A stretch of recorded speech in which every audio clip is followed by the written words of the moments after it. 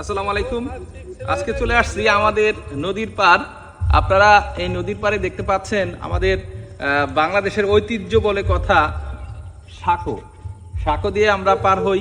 বিশেষ করে ইরিদান আনার সময় এই সাঁকোটা খুব বেশি ব্যবহার করা হয়।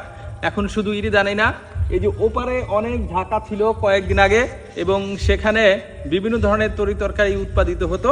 সেই উৎপাদিত তরি তরকারি আনার জন্য এই সাঁকো ব্যবহার করা হতো। এবং আপনারা দেখতে পাচ্ছেন যে আমাদের এক কাকা কিন্তু ওপার থেকে আসছে এবং সে পুঁই শাক নিয়ে আসতেছে। সকালে বিক্রি করবেন বাজারে?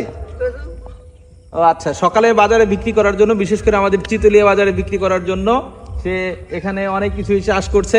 আর পাশেই আপনারা দেখতে পাচ্ছেন নদীর পাশে একটি ভেসাল রয়েছে। এখন নদীতে খুব একটা পানি আসেনি, কয়েকদিন পরে যখন আরো বেশি পানি আসবে তখন কিন্তু এই জেলেরা এই ভেসাল বাইতে শুরু করবে, আর তখনই আমরা নানান ধরনের প্রাকৃতিক মাছের সন্ধান পাবো। বন্ধুরা, আর কয়েকদিন পরেই মূলত পুরো বর্ষা চলে আসবে। এখন আমরা দেখতে পাচ্ছি পানি বাড়ার মাধ্যমে, পাট কাটার মাধ্যমে, পাট জাগ দেওয়ার মাধ্যমে বর্ষার আগমনী বার্তা মূলত আমাদের দৌড় করায় বারবার করা নাড়ছে।